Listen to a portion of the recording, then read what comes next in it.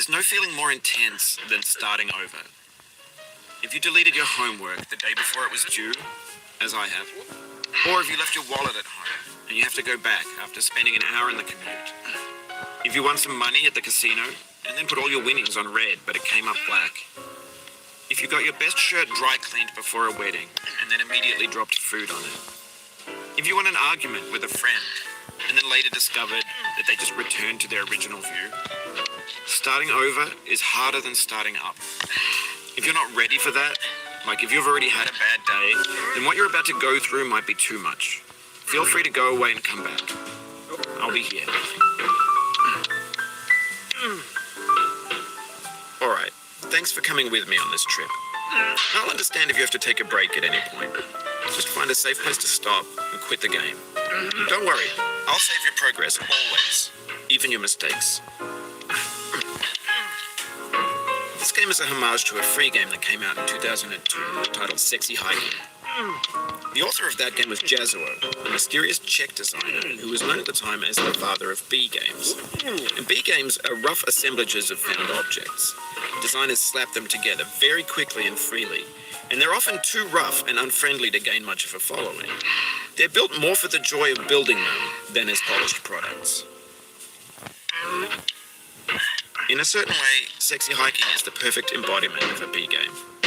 It's built almost entirely out of found and recycled parts, and it's one of the most unusual and unfriendly games of its time. In it, your task is simply to drag yourself up a mountain with a hammer. And that act of climbing, in the digital world or in real life, has certain essential properties that give the game its flavor. No amount of forward progress is guaranteed. Some cliffs are too sheer or too slippery, and the player is constantly, unremittingly in danger of falling and losing everything. Anyway, when you start Sexy Hiking, you're standing next to this dead tree that blocks the way to the entire rest of the game. It might take you an hour to get over that tree, and a lot of people never got past it. You prod and you poke at it, exploring the limits of your reach and your strength, trying to find a way up and over. And there's a sense of truth in that lack of compromise.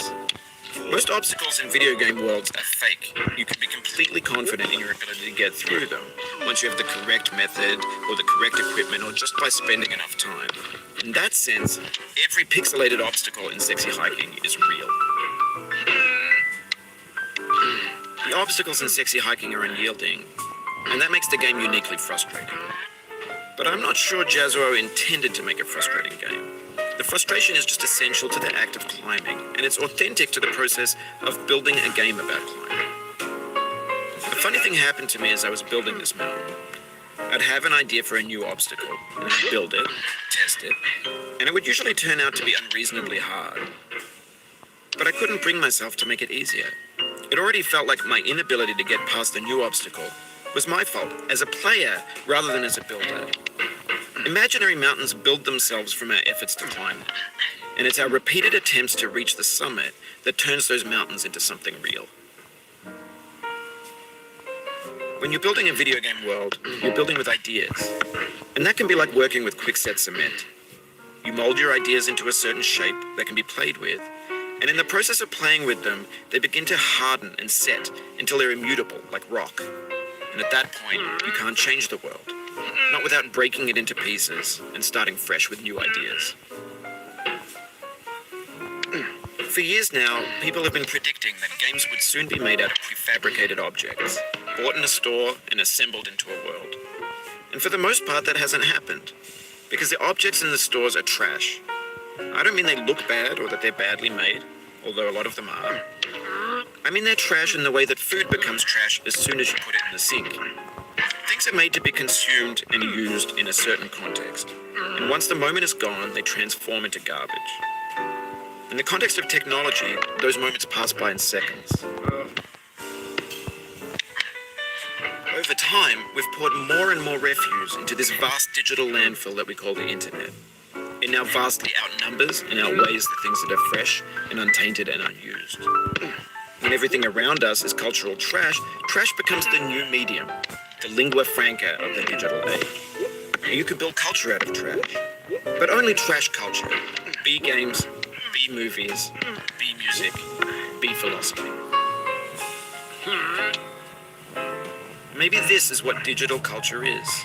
A monstrous mountain of trash, the ash heap of creativity's fountain. A landfill with everything we ever thought of in it.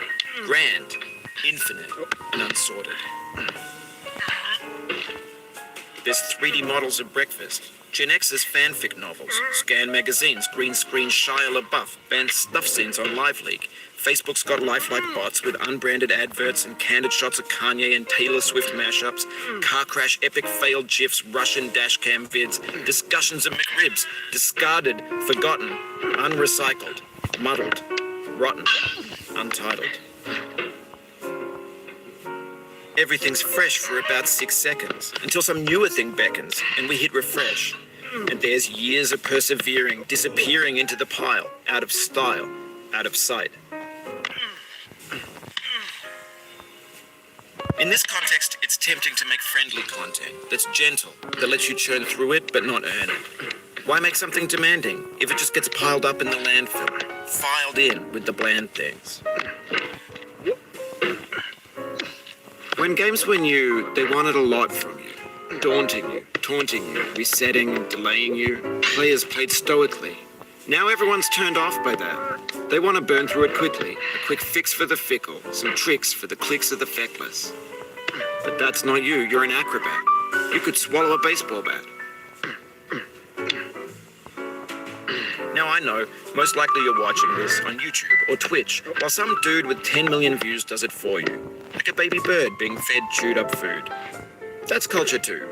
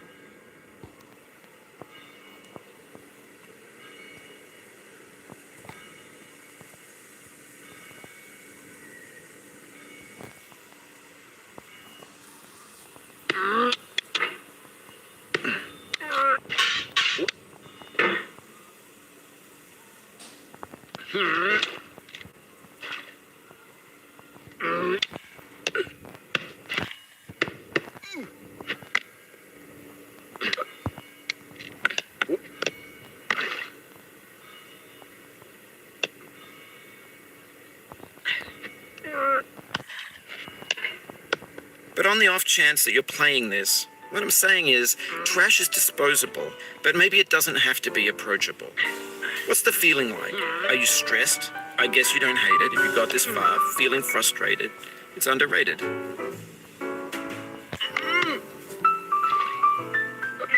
An orange is sweet, juicy fruit locked inside a bitter peel. That's not how I feel about a challenge. I only want the bitterness. It's coffee. It's grapefruit. It's licorice.